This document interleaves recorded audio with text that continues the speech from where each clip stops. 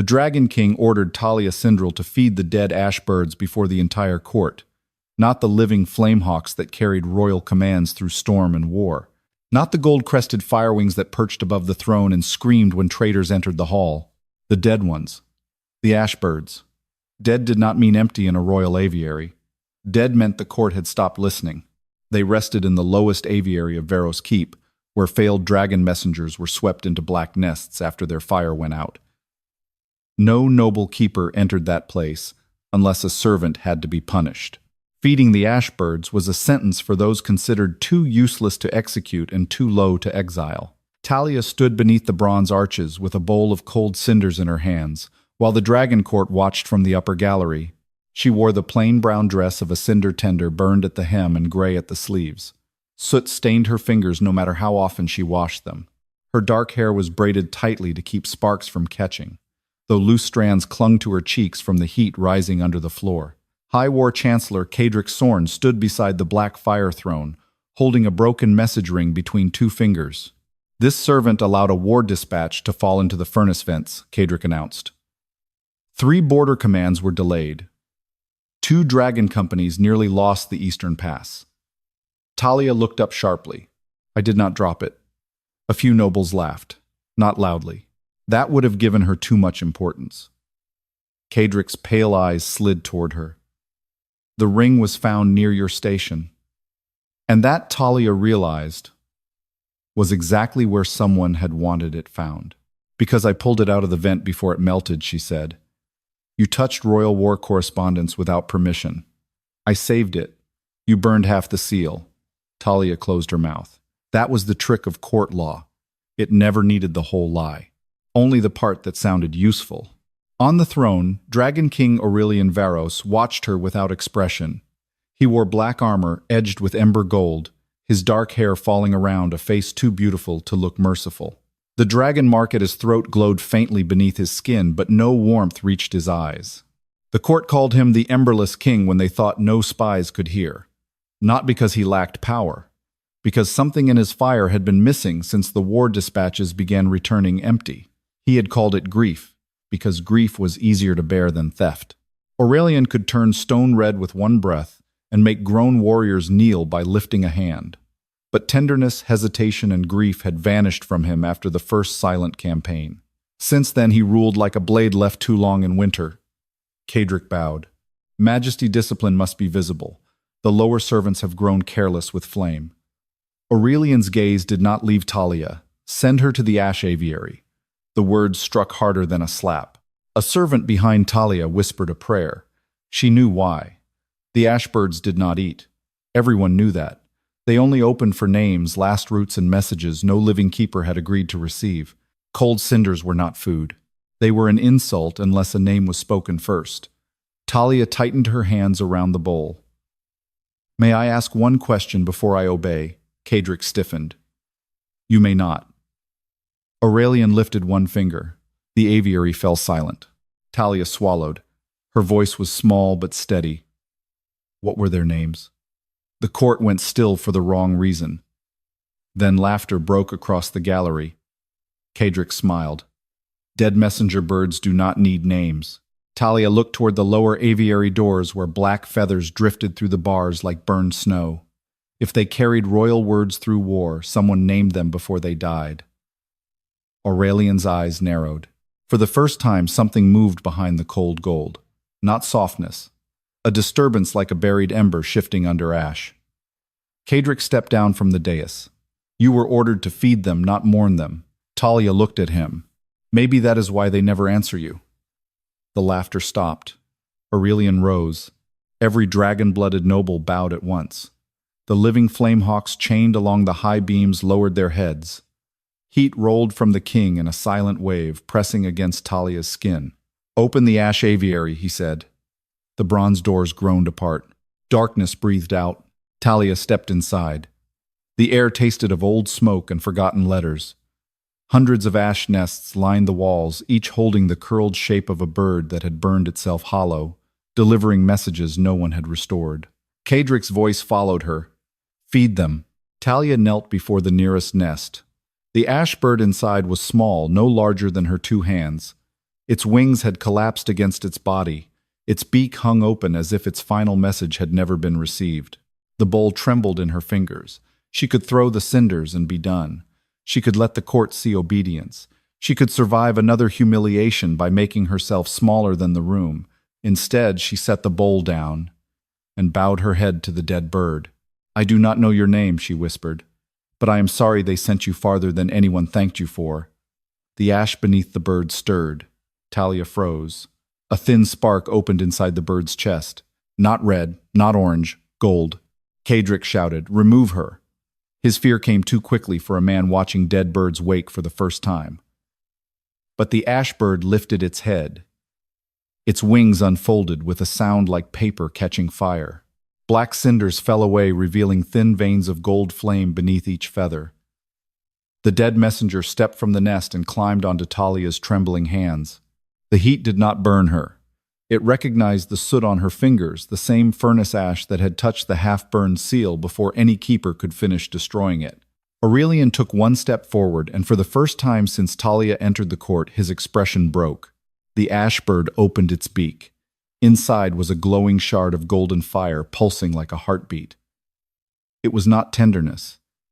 It was command fire cut from the living will that should have carried the king's order. Around the shard, a ring of ash formed 3 words from the message it had died carrying. "Not your command." Aurelian did not reach for Talia. He reached for the place in his chest where command should have answered command. 3 words burned in the ash around the golden shard. "Not your command." The court did not breathe. The dead ash bird stood in Talia's trembling hands, its cinder-black wings half open, its hollow chest glowing with fire, too bright to belong to any dead thing. The golden shard in its beak pulsed, once then again, not like affection, not like a bond, but like an order cut from the living will that should have carried it. Dragon King Aurelian Vharos did not reach for Talia. He reached for his own chest. His fingers pressed against the black armor over his heart where command fire should have answered command fire. Nothing answered. No heat. No recognition. Only the cold emptiness that had followed him through years of war councils and silent victories. High War Chancellor Kadric Sorn moved first. "Seal the ash aviary," he ordered. Bronze guards stepped toward the lower doors. Talia tightened her hands around the bird. "Then why are you afraid of what it carried?" Kadric's eyes snapped to her. "You are holding corrupted ash." "No," Talia said. "I am holding a message no one received." The ash bird shuddered. Gold fire spilled from the shard and struck the floor. It did not burn the stone. It opened it. A root memory rose from the aviary floor, the eastern pass under a storm-dark sky. Dragon banners whipping in the wind, a messenger bird cutting through smoke with a command ring clutched in its beak. The ring bore Aurelian's royal seal. The court leaned forward.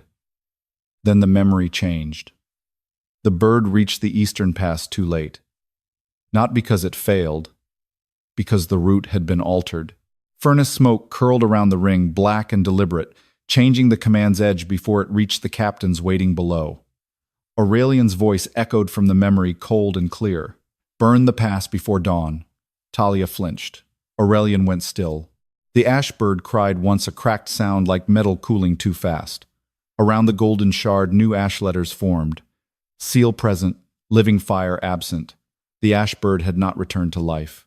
It had only opened what the court had buried as failure. A murmur broke through the gallery.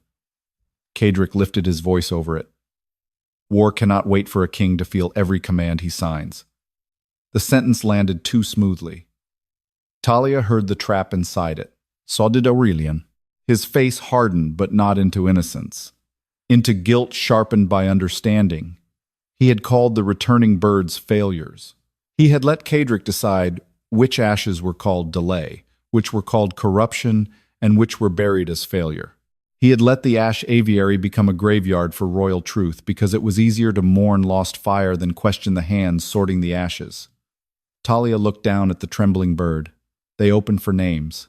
"Give me its root." Kadric stepped forward. "You will not command royal messengers." "I am not commanding it," Talia said. "I am asking what you refuse to receive." The ash bird turned its head toward its nest. Inside the black cinders, something glowed.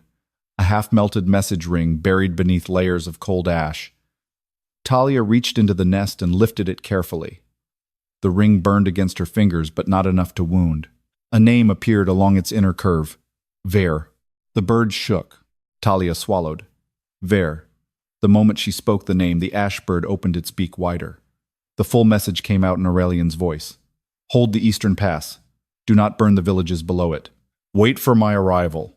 The court erupted. Aurelian's hand dropped from his chest. The memory above the floor twisted violently.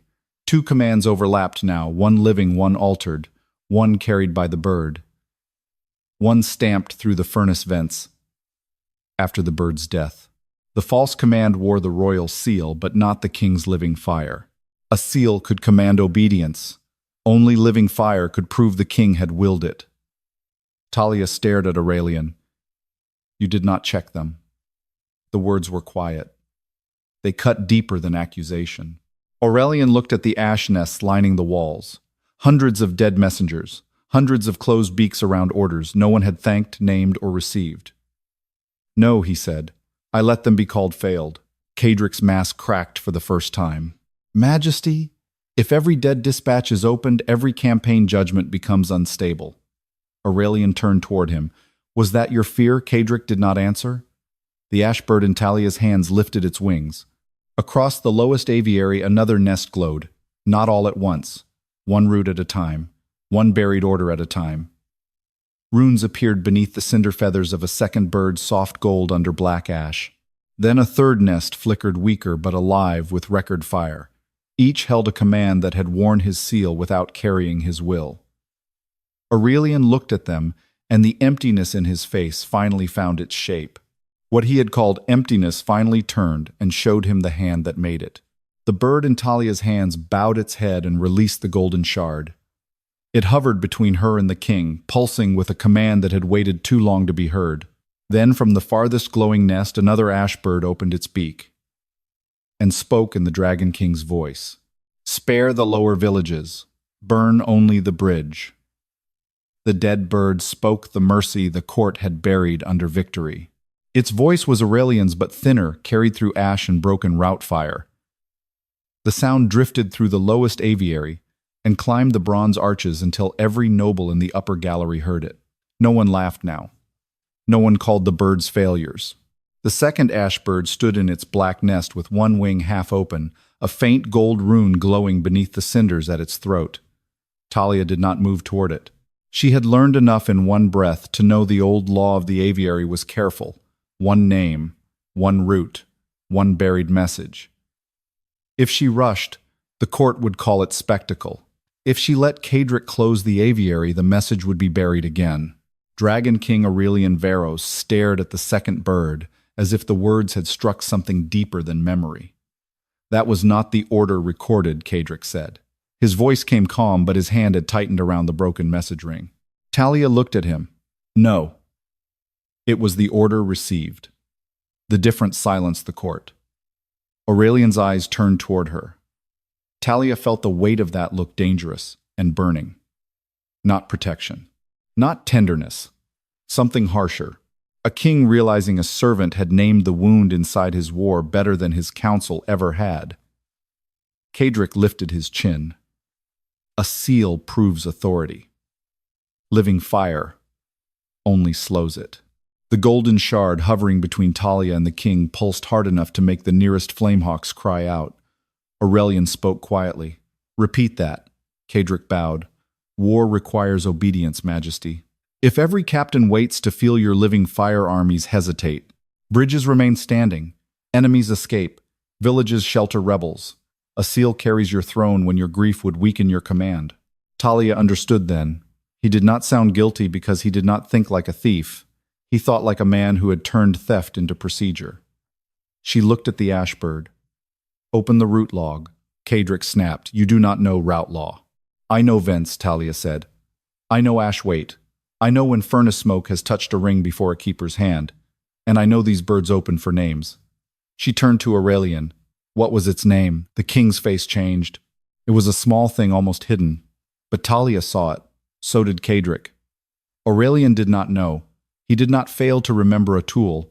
He failed to remember a life that had burned carrying his mercy. The court saw the pause, and the pause became another accusation. Talia's voice softened, not in mercy, but because the dead deserve better than being used as blades.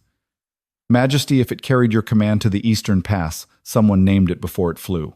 Aurelian looked up at the ash nests lining the wall. For the first time, the nests did not look like failed messengers. They looked like unanswered witnesses.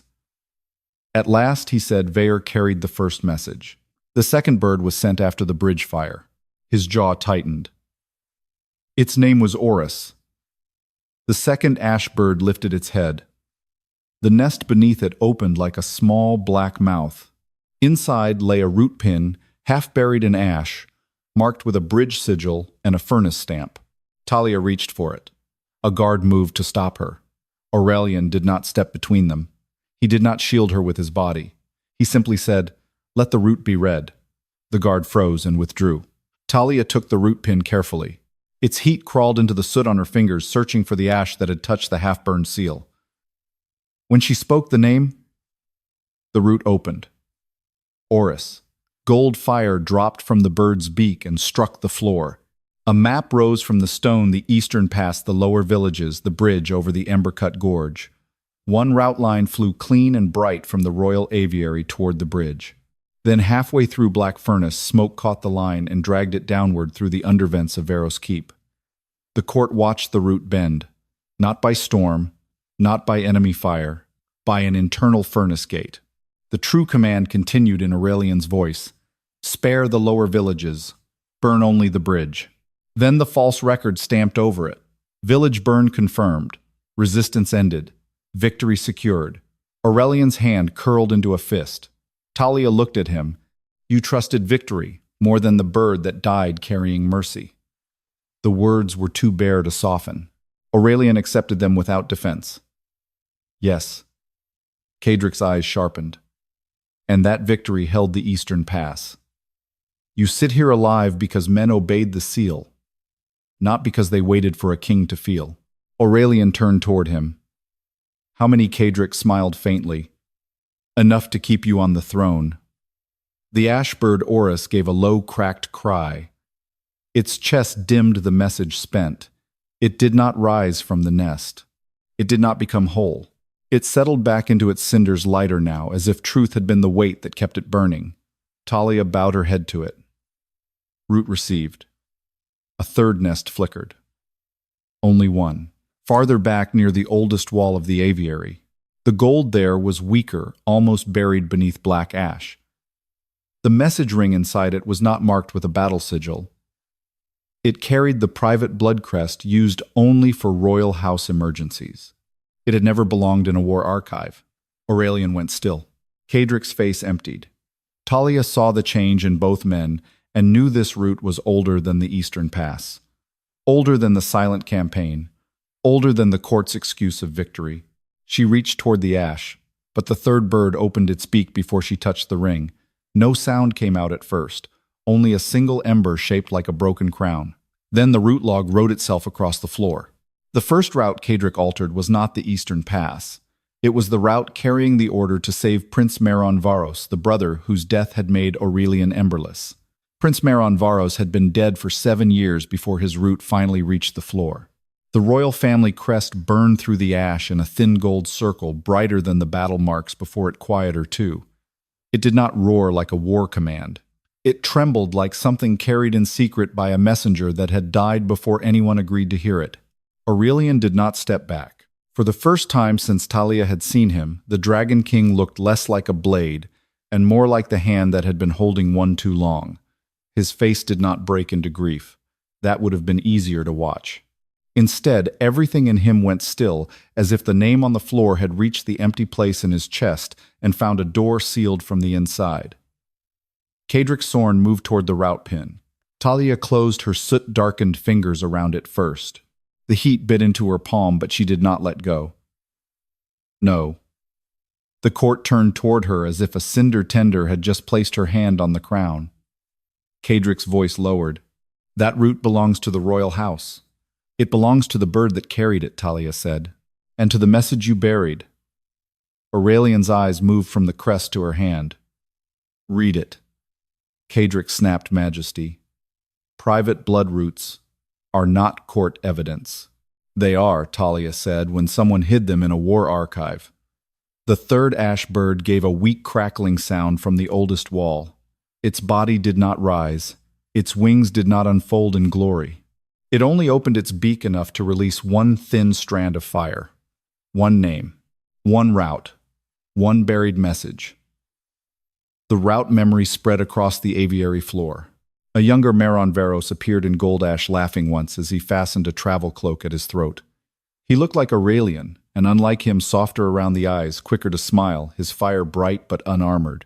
He stood at a narrow bridge beyond the western ravines surrounded by smoke. Not dead. Not yet. Trapped. Then Aurelian's true command came through the root in a voice younger, roar, still full of living fire. Withdraw Prince Meron through the south ravine. Do not engage the decoy army. Send my brother home.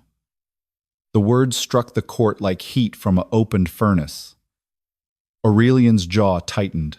That order was never received. Talia watched the route bend. The gold line should have gone south toward Meron's position. Instead, black furnace smoke dragged it through the undervents of Vharos. Keep the same hidden channel that had bent the Eastern Pass command. The route slowed. The command dimmed. The living fire was shaved from its edge, not destroyed, but separated, stripped away like warmth from a coal. Then a false receipt stamped itself over the route. Rescue impossible. Prince already lost. Enemy confirmed. Retaliation authorized. A sound moved through the court. Not a gasp. Something uglier. Recognition arriving too late. Aurelian stared at the false receipt. His grief had not begun with a body. It had begun with a record. Kadric's expression remained controlled. A king's private grief cannot outrank a kingdom's survival. Aurelian turned his head slowly. You delayed the rescue order. I redirected a losing route. You let him die. I prevented you from riding into a trap after him. The air sharpened. Kadric stepped closer, no longer pretending to speak, only to the court. Your brother would have saved your heart, Majesty. I saved your throne. The words landed with deliberate cruelty. Aurelian did not strike him. That restraint frightened the court more than rage would have. Talia looked down at the root pin burning in her hand. The ash on her fingers had turned gold at the edges. She could feel the bird's message still caught inside it, incomplete. Was the route delayed before or after the prince answered? Kadric's eyes cut to her. There it was. Fear brief but real. The third ash bird opened its beak again. A voice came out, not Aurelian's this time, younger, strained, still alive. Tell my brother I see the false banners. This is not the enemy formation. Someone sent our fire to the wrong ridge. Aurelian's breath stopped. Talia held the root pin tighter. Meron answered. The voice fragment continued, broken by ash. Do not let Kadric carry the second seal. He changed the route before dawn. Aurelian must not. Kadric lunged. Not at Talia's body. At the message ring. He drew a small blade from his sleeve, its edge carved with emergency law runes. By royal crisis, authority, all private blood routes threatening succession stability are sealed. Aurelian moved, but Talia was closer. She dropped the root pin into the ash bowl. Cold cinders swallowed the ring before Kadric's blade touched it. The third bird cried out, and the ash bowl flared gold. Talia looked at Kadric. Cinders are not food unless a name is spoken first. Then she turned to the dying bird. Say his name. The ash bird's chest cracked open with one final ember. Vharos, it whispered. The message ring rose from the bowl, untouched by Kadric's blade, and the voice from the ash did not beg Aurelian to save him. It warned him not to trust the man carrying his seal. The ash bowl did not break beneath Meron's name. It sealed itself. Gold fire closed over the cold cinders like a lid made of living memory, trapping the message ring before Kadric's emergency blade could touch it. The law runes along his weapon hissed and went dark. For one breath, the High War Chancellor stood with his hand extended, his perfect control betrayed by the useless steel in his grip. Talia kept both hands around the bowl. Her palms burned, her shoulders shook, but she did not give it back. The Dragon Court watched her as if she had stolen something royal. She had not. She had only kept a dead message from being killed a second time. Aurelian's gaze remained fixed on the gold fire sealing the bowl. Who carried my seal to Meron Kadric, lowered his blade slowly. Your command network carried it, as it was built to do. That is not an answer. It is the only answer that keeps a kingdom standing. Kadric turned, letting the court hear him clearly. Roots passed through keepers, fire scribes, war auditors, seal bearers, furnace gates, and receipt halls. No single hand moves a kingdom's command. That is why it works. Talia heard the truth buried beneath his defense. Not one hand. A system. She looked at the third ash bird still dim in its nest. Messages open for names, routes, and receipts. The bird's ember throat flickered. Kadric's eyes narrowed. Do not. Talia lifted the bowl toward the nest. Then show the receipt. The ash bird opened its beak. A thin strip of fire unrolled across the aviary floor. Not a map this time. A receipt chain. Names appeared one after another in molten gold and black ash Royal Seal Office, West Furnace Gate, War Route Desk, Private Blood Archive, High Command Chamber. At the end, one mark burned brighter than the rest. Kadric Sorn. The court erupted. Kadric did not flinch. Yes. I received it. I received thousands of commands. That is the work of war. Aurelian moved one step closer. You received my brother's warning, and I judged it. The words cut the air clean. Aurelian's fire rose so fast the bronze arches groaned. The living flamehawks screamed above the court. Nobles stumbled away from the gallery rail. Talia felt the heat slam into her, but she held the bowl. Aurelian stopped himself. Not because Kadric deserved restraint, because the message was still open, and rage would only give the court a cleaner excuse to close it. Talia saw that choice. She did not thank him for it. She turned back to the ashbird. What did he do after he judged it? The receipt chain burned again. Memory opened. Kadric stood 7 years younger in the private blood archive beneath Vharos Keep. Meron's warning ring lay on a black table. The message inside it repeated in a fading voice. Do not let Kadric carry the second seal. A younger Aurelian appeared in another part of the memory, standing in the war hall waiting for news of his brother. His face was raw, with fear full of fire, full of something the present king no longer carried.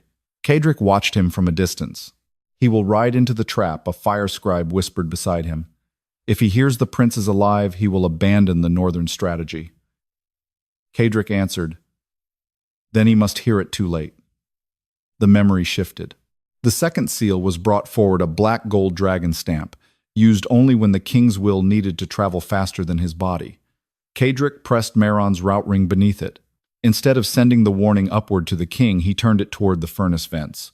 The ring screamed. Talia nearly dropped the bowl. Aurelian's hand struck the edge of the ash nest beside him, cracking the black stone. You cut the message. Kadric's voice remained steady. I cut hesitation. No, Talia said. Both men looked at her. She stared at the fire in the bowl, at the ring that had carried a brother's final warning through 7 years of ash. You cut the part of his command that would have chosen a life over a strategy. The third ashbird answered with a low pulse. Correct. The word was not spoken aloud yet. Every flame in the aviary bent toward it. Kadric's mouth tightened. A king who feels every death cannot win a war.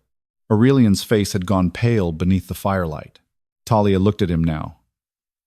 Did you ask why the message birds stopped carrying warmth after Meron died? He did not look away. No. Did you ask why every victory report came without living fire? No. Did you ask why the ash aviary kept filling? His voice lowered. No. The court heard every answer. Aurelian did not defend them. That was not redemption. Not yet. But it was the first time his silence stopped serving Kadric. The ash bowl split open. Meron's message ring rose from the gold cinders and hovered between Talia and Aurelian. The private blood crest cracked, revealing a second layer beneath it. Not a route. A storage mark. Talia frowned. This was not only delayed. Aurelian's eyes sharpened. What is it? The third ashbird lifted its head one final time. Meron's voice came through, weaker now, almost buried under smoke. If he cannot kill your mercy, he will store it where dead messengers go. The ring turned toward the back wall of the aviary. Every old nest there went dark except one sealed door of black bronze hidden behind hanging chains and ash feathers. Cadric's calm finally fractured. Talia looked at the door. Above it, gold fire revealed the name no servant had ever been allowed to read. The heartfire reliquary. The black bronze door answered Mehron's ring before any living hand touched it. A thin line of gold fire ran through the old hinges, then across the chains hanging before the back wall of the ash aviary. The chains did not fall. They tightened as if the door behind them had been waiting years to breathe, and feared what would happen if it opened too quickly. Talia stood with the ash bowl in her hands and felt the heat inside it change. Not warmer, older. The third ash bird had gone still in its nest. It had delivered one name, one root, one buried message, and now its fire faded back into cinder. It did not rise. It did not become a miracle.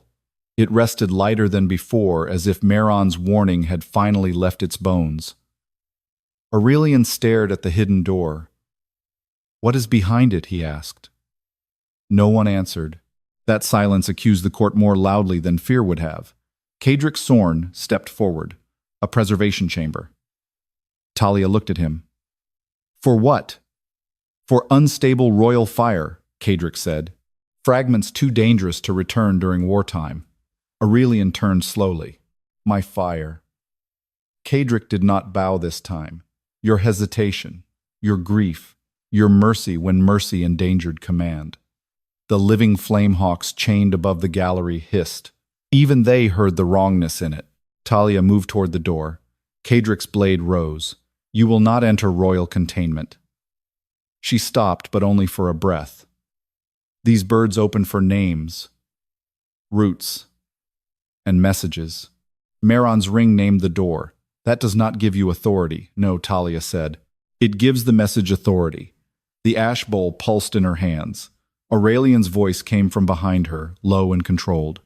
"Let her read it." Cadric turned on him. "Majesty, if that door opens, every command fire fragment inside will seek its source. You do not know what will return to you." Aurelian's face did not soften. "That is the point." Talia heard the cost in his voice. He was not asking to be healed. He was agreeing to be judged by whatever had been taken. She stepped to the door and lifted Mehron's ring from the bowl. The private blood crest glowed faintly, but the ring did not open. Not yet. Talia looked back at Aurelian. "It needs the sender's name and the route." Aurelian's jaw tightened. "Prince Aurelian Vharos. Western Ravine Route. Private blood emergency." The ring trembled. The door did not open. Talia understood then and hated what she had to ask. "And the receiver." Aurelian closed his eyes. For one moment, the Dragon King of Vharos Keep looked younger than his crown.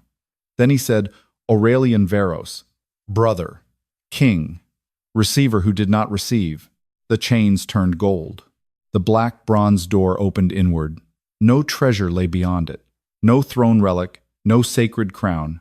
Only shelves of small glass vessels, each filled with a trembling flame fragment. Some burned gold, some ember red. Some were pale, almost white, as if they had been drained, nearly empty. Each vessel bore a dispatch mark, root seal, receipt failure label. Talia stepped inside and nearly dropped the ring. There were too many. Not hundreds, but enough. Enough to make the word mistake impossible. Aurelian entered behind her, and the nearest glass vessel cracked at his presence. The flame inside leaned toward him like a child, recognizing a voice across a locked room. Cadric remained at the threshold. This chamber preserved the crown. "No," Talia said, reading the first label. "It preserved the commands you did not want him to feel." She lifted one vessel carefully.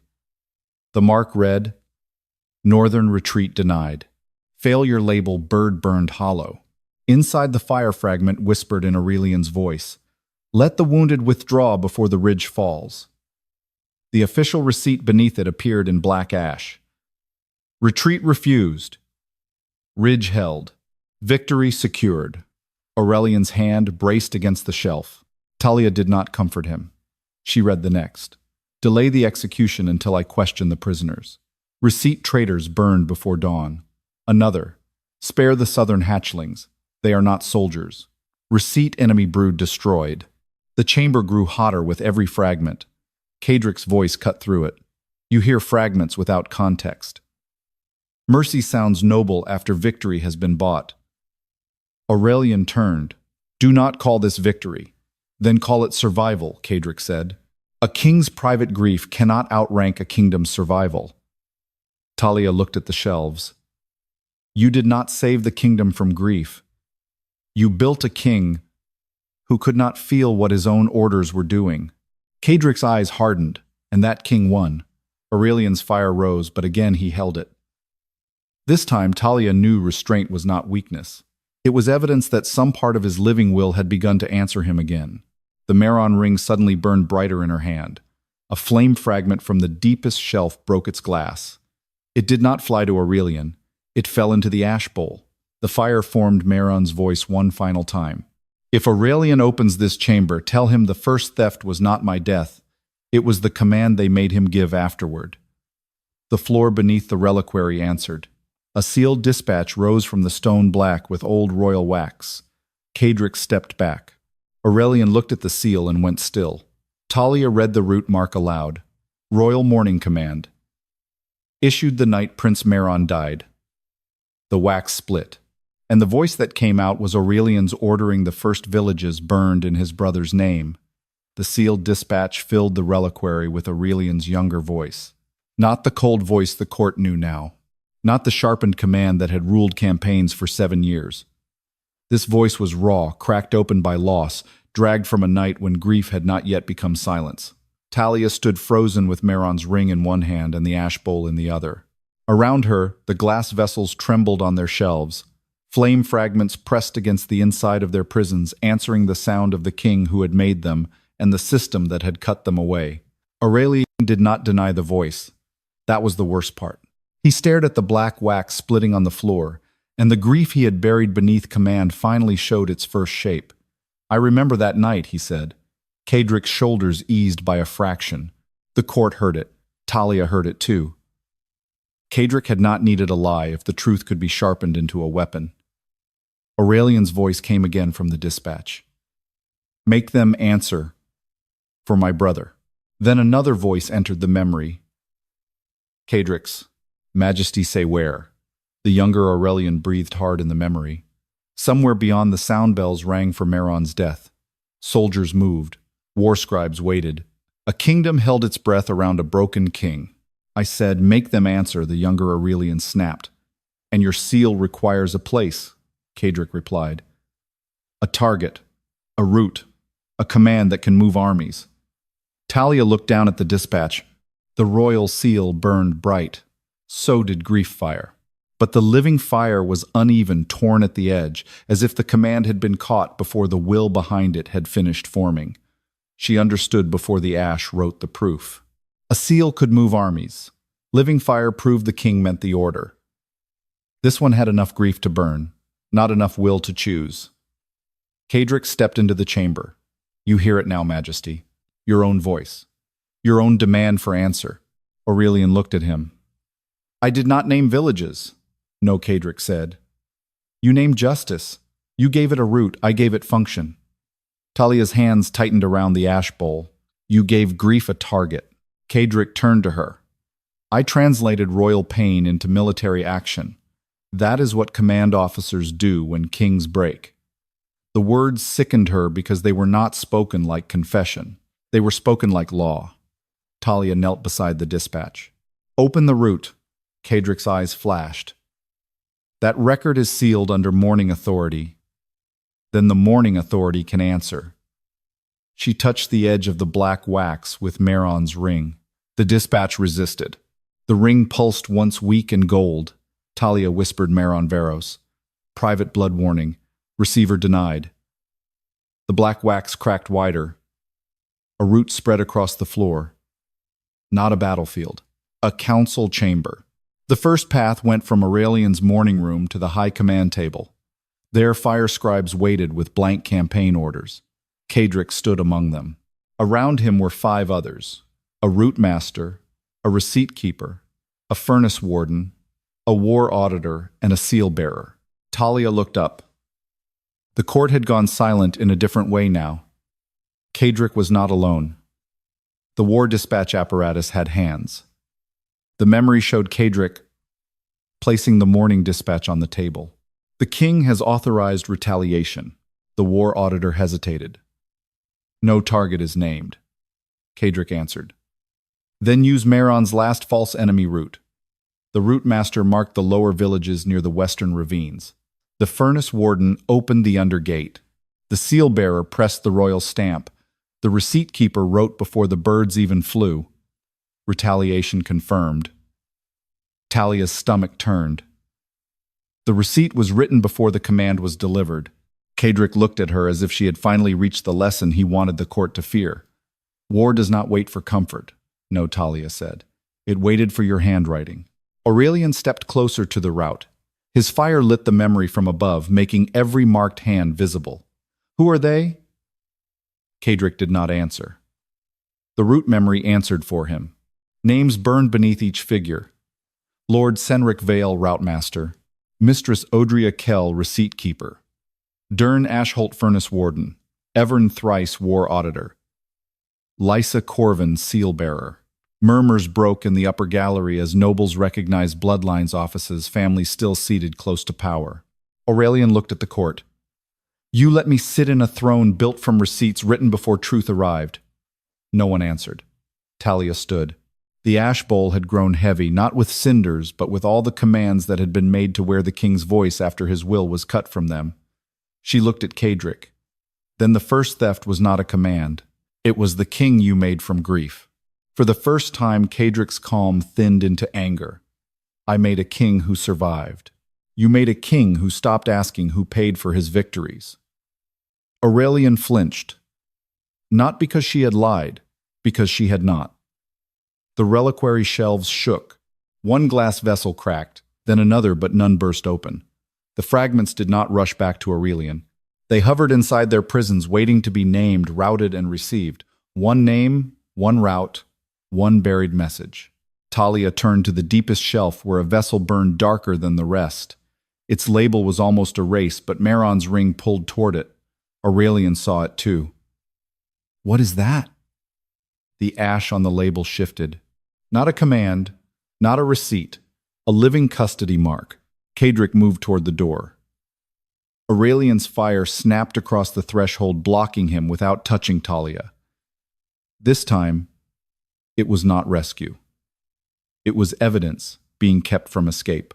Talia lifted the dark vessel carefully. Inside, a voice breathed against the glass. Not Aurelian's, not Cedric's, Mehron's. The label finished burning itself into view. Prince Aurelian Vharos. Status not confirmed dead. Custody route transferred below the furnace gate. The label changed the temperature of the room.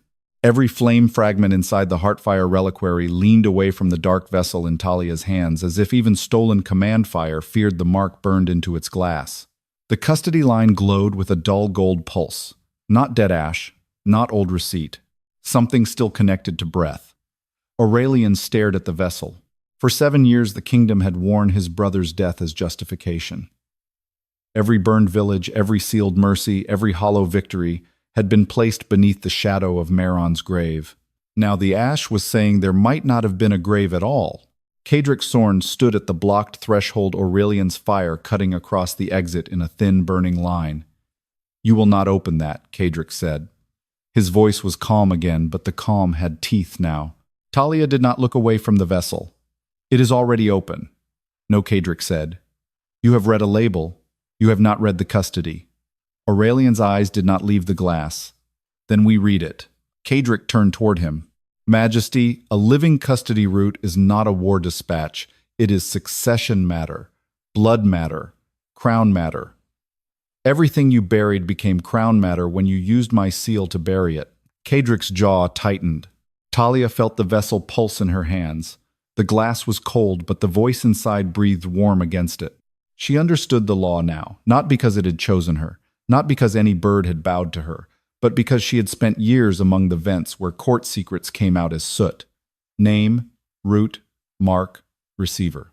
She looked at Aurelian. If this is custody, it needs the living holder's name. Aurelian's throat moved once. Prince Aurelian Vharos. The vessel flickered. Talia turned it carefully. It needs the route. Kadric's voice cut in. Do not give it one. Aurelian ignored him. Western ravine, private blood emergency, redirected through West Furnace Gate. The vessel shook harder. Talia swallowed. And the receiver. The room fell still. Aurelian's face had gone pale beneath the gold reflections. He knew the answer before he said it. Not me, he whispered. The vessel answered. The glass darkened, then cleared. A memory opened inside it instead of on the floor. A narrow chamber beneath the furnace gate appeared lit by red coals and warded with black bronze bars. Aurelian Vharos lay on a stone table alive, wounded one-hand chained not to restrain his body but to keep his fire from reaching outward. A sound tore softly through the court beyond the reliquary. Aurelian did not make it. He did not move at all. That was worse. Talia forced herself to keep reading. The memory showed Kadric standing beside the table with the furnace warden, the root master, and two royal fire physicians whose names burned briefly in the corner of the vessel. Mehran's eyes opened. Where is my brother? Kadric answered on the throne. Then send him my warning. I did. Mehran looked at him for one long moment. No.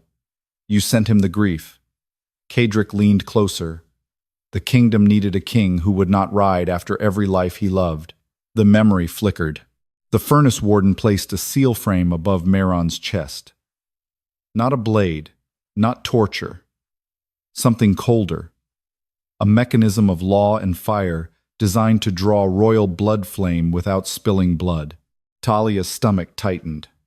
Mehran struggled against the chain. You cannot make his commands without him. Kadric said no. But we can keep the parts of him that command would weaken. Aurelian stepped closer to the vessel. The glass cracked beneath his shadow. Talia held it tighter. If it breaks before the route finishes, they will call it corrupted. Aurelian stopped. The restraint cost him. She saw it in his hands. Kadric saw it too. Look at him, Majesty. Even now your grief would destroy the proof before it speaks. Aurelian did not answer. Talia did. No. Your system trained him to fear feeling before truth. The vessel pulsed again. Mehran's voice came through clearer now. If my fire can carry what they cut from him, then I am not a prisoner. I am a lock. The memory shifted to the heartfire reliquary. Small vessels filled one by one. Mercy. Delay. Withdrawal. Questioning before execution. Spare orders. Recall orders. Every fragment of Aurelian's living command fire that Kadric's apparatus had deemed too slow for war. They had not destroyed all of it. They had stored it. And Mehran's living royal fire had held the route open beneath the furnace gate. Aurelian finally spoke. You used my brother to hold what you stole from me. Kadric's eyes hardened. I used royal blood to preserve royal function. Function A, king without discipline becomes a wound with a crown. Kadric stepped closer to the fire, blocking him. Your brother would have broken you back into a man. The kingdom needed a king. Talia looked at the vessel. No. The kingdom needed truth before command. Kadric laughed once, softly. Truth does not hold borders. Neither does theft, she said. The vessel flashed gold. Correct. The word bent every flame in the chamber. Aurelian looked at Talia. Can the custody route be followed? She turned the vessel toward the floor. Beneath the glass, a final mark appeared, not a receipt, not a seal, but an active root line still pulsing downward. Yes, she said, but only if the receiver names what was stolen. Kadric's face changed. Aurelian understood too. The route would not open for Mehran alone. It would open only if the king named the missing parts of himself he had allowed the court to call weakness. Talia held the vessel steady. Aurelian looked at the shelves of trapped flame, at the dead messengers at the court watching from above, and then at the blocked furnace gate below. His voice was rough when he spoke. Mercy, hesitation, grief, recall, doubt. The floor split with gold fire. Far beneath the reliquary, something living answered, and through the opening furnace route, Prince Aurelian Vharos whispered, Do not come down alone. The floor did not open into a stairway. It opened into a judgment. Gold fire split the stone beneath the heartfire reliquary and revealed a narrow route descending through the bones of Vharos Keep. It was not built for servants or soldiers, it was built for messages. Thin bronze rails ran along the walls, blackened by years of furnace smoke.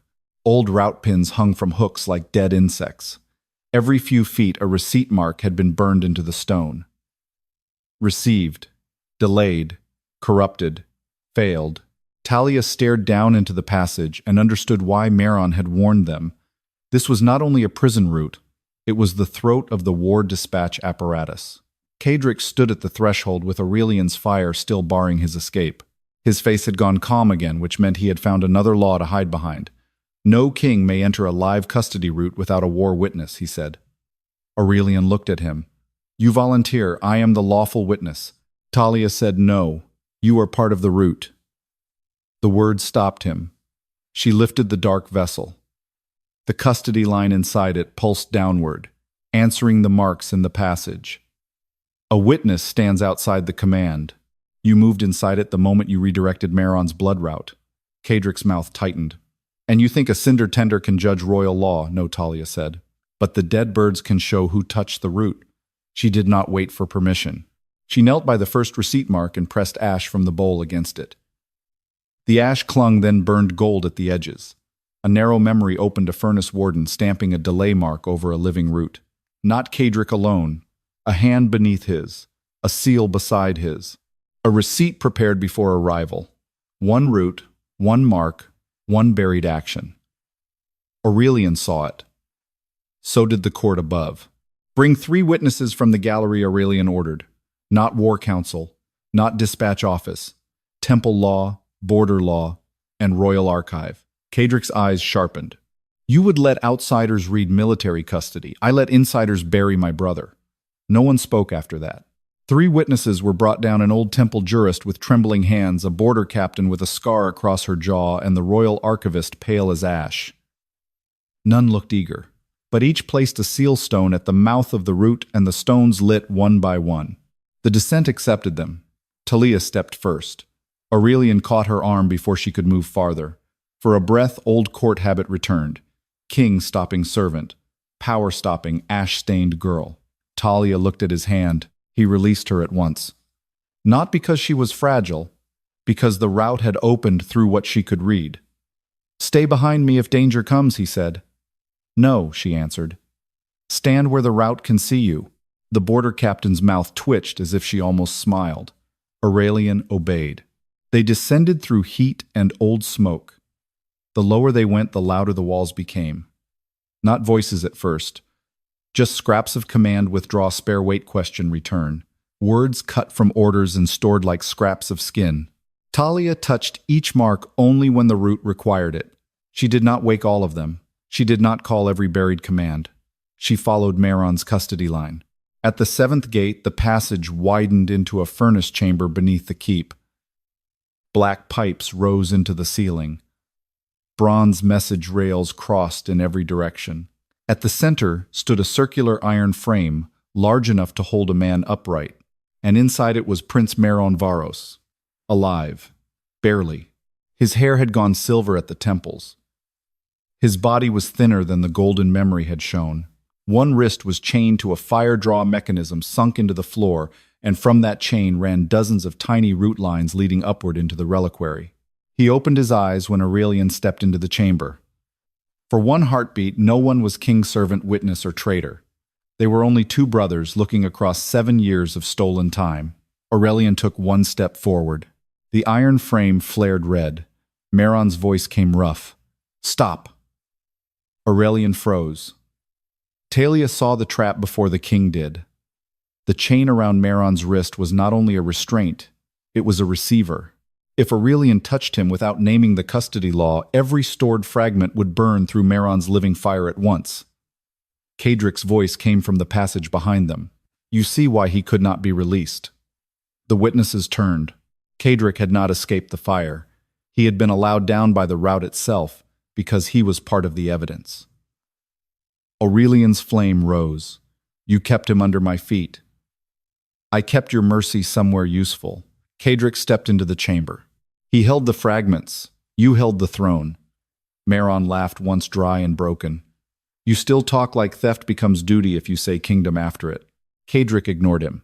If you free him now, Majesty, the custody route will return every severed command fire fragment to you at once. Every campaign sealed without living fire becomes reviewable. Every victory becomes legally Every noble house that profited from those campaigns becomes your enemy.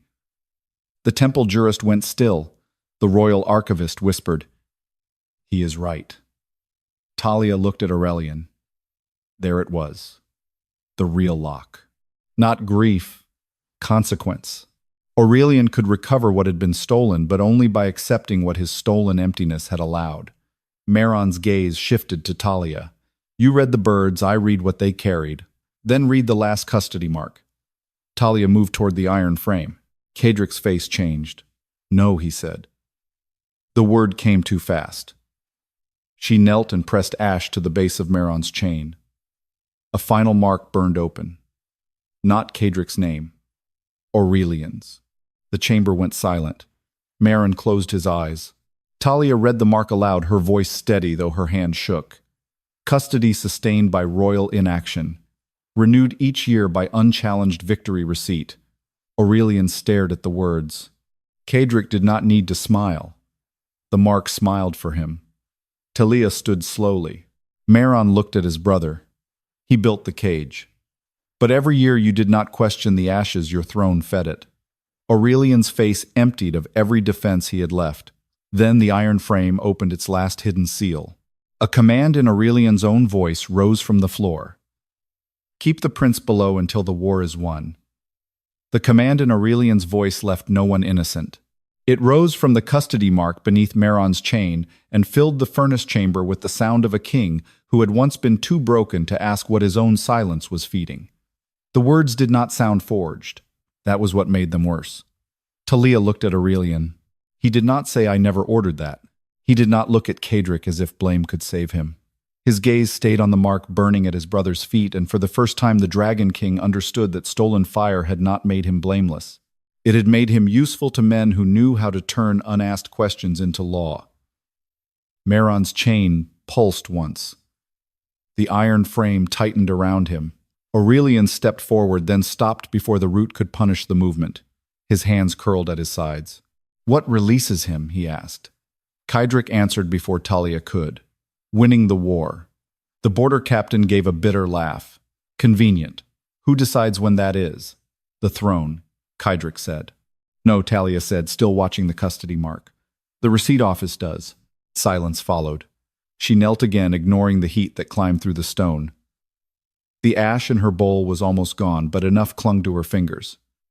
She pressed it beneath the final line of Aurelian's command. Goldfire opened a second layer. Renewal source annual victory receipt. Receipt authority war dispatch apparatus. Seal condition royal silence. The temple jurist covered his mouth. Aurelian read the words as if each one entered him through the ribs. My silence kept him here. Cadric's voice sharpened. Your silence kept Vharos standing. Do not let a cinder-tender turn grief into policy. Talia rose. Her hands were shaking now. Not from fear alone. From the weight of every dead bird above them, every message called failed because someone in power preferred the world after the command was changed. I'm not turning grief into policy, she said. You did. The root lines along the wall flared. Cadric's eyes narrowed.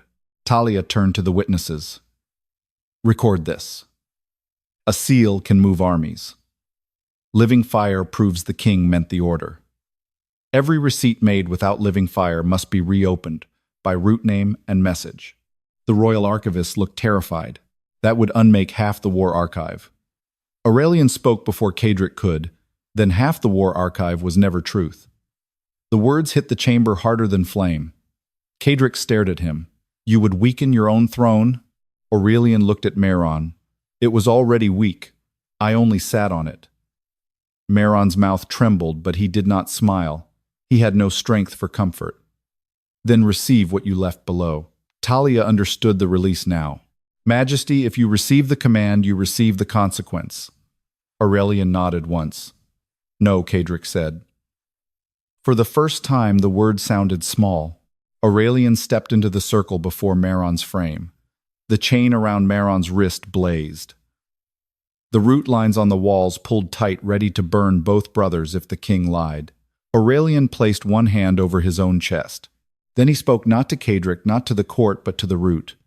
I received victories I did not question. I received silence and called it discipline. I received my brother's absence and let men build a crown around it. The chamber shook. A glass vessel far above in the reliquary cracked open. A small flame fell through the root and entered Aurelian's chest. He gasped. Not in triumph, in pain. Mercy returned first. It bent him forward, as if every spared life he had failed to ask about had struck him at once.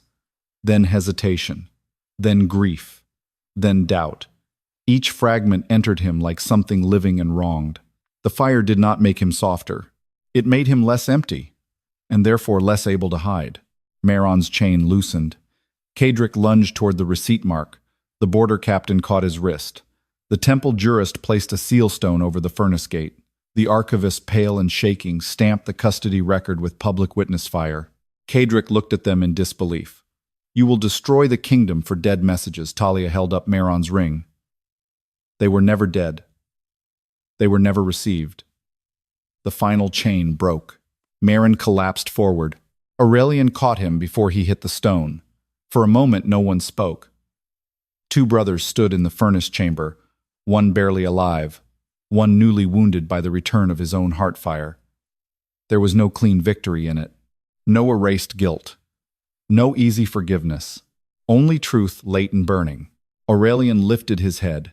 Cedric Sorn, by root law, receipt law, and living fire witness, you are stripped of command authority. Every office that touched these roots will stand open before the archive. Cedric's face hardened into hatred. Your enemies will smell weakness by dawn. Aurelian looked at Talia, not as a servant, not as a savior, as the only person in the room who had kept reading when kings and councils had stopped. Then by dawn, he said, they will know weakness is no longer writing my commands. He turned to the witnesses. The ash aviary will not be sealed.